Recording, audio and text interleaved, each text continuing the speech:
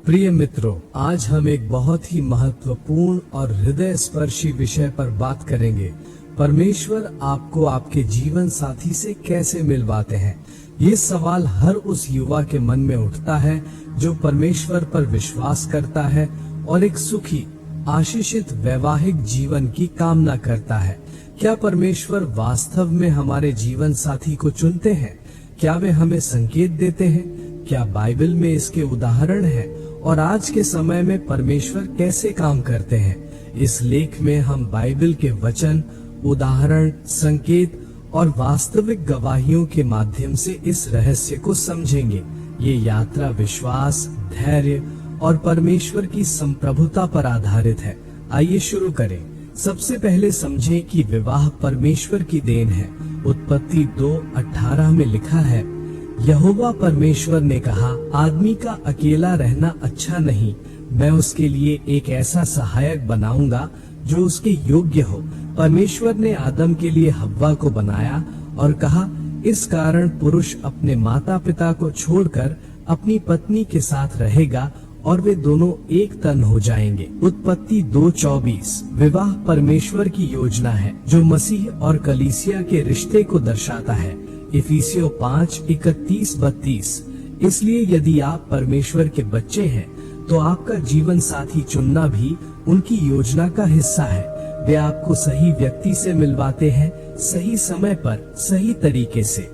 Bible में परमेश्वर कैसे जीवन साथी मिलवाते दिखाते हैं। बाइबल में कई उदाहरण हैं जहां परमेश्वर ने स्पष्ट रूप से हस्तक्षेप करके जोड़ों को मिलवाया। 1 इसहाक और रिबका की कहानी। अब्राहम ने अपने सेवक को भेजा कि इसहाक के लिए कनान की स्त्रियों में से नहीं, अपने कुल से पत्नी लाओ। सेवक ने प्रार्थना की, हे यहोवा, आज मुझे सफलता दे और मेरे स्वामी अब्राहम पर अपनी कृपा दिखा। उत्पत्ति 24:12 उसने संकेत मांगा, जो कुएं पर पानी पिलाएगी और ऊंटों को भी, वही इसहाक की पत्नी होगी। रिबका ने ठीक वैसा ही किया। सेवक ने कहा, यहोवा ने मेरे स्वामी के भाई के घर का मार्ग मेरे सामने सीधा किया है। उत्पत्ति 24:48 यहाँ प्रार्थना, संकेत और परमेश्वर की अगुवाई स्पष्ट है। 2 याकूब और राहेल। याकूब भागकर लाबान के घर पहुँचे।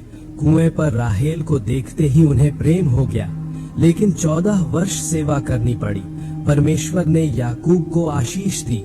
ये दिखाता है कि कभी मिलन तुरंत नहीं होता, धैर्य की जरूरत पड़ती है। 3 रूत और बोअज। रूत पुस्तक। रूत विधवा होकर नाओमी के साथ बैतलहम आई। खेत में अनाज बीनते हुए बोअज से मिली। बोअज ने कहा, यहोवा तेरे काम का फल दे। रूत 2:12 बोअज ने रूत को गोयल के रूप में छुड़ाया और विवाह किया। उनकी वंशावली से दाऊद और अंत में यीशु आए। परमेश्वर ने दुख और गरीबी के बीच भी सही जोड़ा बनाया। 4 होशे और गोमेर।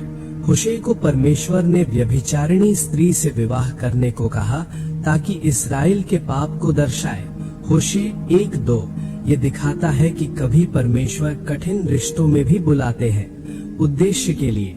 ये उदाहरण बताते हैं कि परमेश्वर प्रार्थना सुनते हैं, परिस्थितियां बनाते हैं, संकेत देते हैं और अपना उद्देश्य पूरा करते हैं। आज के समय में परमेश्वर कैसे मिलवाते हैं? 10 प्रमुख संकेत। आज परमेश्वर सपनों या दूतों से कम बल्कि पवित्र आत्मा, वचन और परिस्थितियों से अगुवाई करते हैं। यहाँ कुछ संकेत। 1 आंतरिक शांति। जब आप उस व्यक्ति के बारे में सोचते हैं तो हृदय में गहरी शांति मिलती है। फिलिपियों 4:7 कोई बेचैनी नहीं। 2 प्रार्थना में पुष्टि। आप प्रार्थना करते हैं और परमेश्वर वचन या आत्मा से पुष्टि देते हैं, जैसे अब्राहम के सेवक को। 3 परिस्थितियों का संयोग। अप्रत्याशित तरीके से मिलन, चर्च, काम, यात्रा में संयोग जो संयोग नहीं लगते। 4 समान विश्वास और मूल्य। दोनों परमेश्वर को प्राथमिकता देते हैं। 2 कुरिन्थियों 6:14 अविश्वासियों के साथ असमान जुए में न जुतो। 5 फल और चरित्र। व्यक्ति में पवित्र आत्मा के फल दिखते हैं, प्रेम, आनंद, शांति, धैर्य। गलातियों 5:22-23। 6 परामर्शदाताओं की पुष्टि। माता पिता, पास्टर या विश्वसनीय मित्र पुष्टि करते हैं। 7 दरवाजे खुलना। रिश्ता आगे बढ़ने में बाधाएं नहीं बल्कि आशीषें मिलती हैं। 8 आध्यात्मिक विकास, वह व्यक्ति आपको परमेश्वर के निकट लाता है, दूर नहीं। 9 धैर्य और समय, परमेश्वर जल्दबाजी नहीं करवाते। जो यहोवा की बाट जोहते हैं वे नया बल प्राप्त करेंगे। यशाया 40:31। 10 उद्देश्य की एकता, दोनों का जीवन उद्देश्य परमेश्वर की महिमा के लिए एक होता है। वास्तविक गवाहियाँ, परमेश्वर आज भी मिलवाते हैं। आज हजारों जुड़े गवाही देते हैं कि परमेश्वर ने उन्हें मिलवाया। एक गवाही, एक लड़की वर्षों प्रार्थना करती रही। एक दिन चर्च में एक लड़के से मिली। दोनों अलग शहरों से थे, लेकिन परिस्थितियां ऐसी बनी कि विवाह हो गया। आज वे मिशनरी हैं। दूसरी, एक भाई ने प्रार्थना की कि परमेश्वर सही स्त्री भेजे। एक कॉन्फ्रेंस में मिली, पहले अनदेखा किया, लेकिन आत्मा ने पुष्टि दी।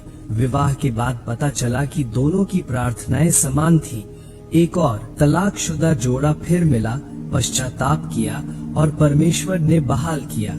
ये गवाहियां दिखाती हैं कि परमेश्वर आज भी सक्रिय है। सावधानियां और गलतियां, कई बार हम भावनाओं में बहकर गलत चुन लेते हैं। संकेत, यदि रिश्ता आपको परमेश्वर से दूर ले जाता है तो नहीं।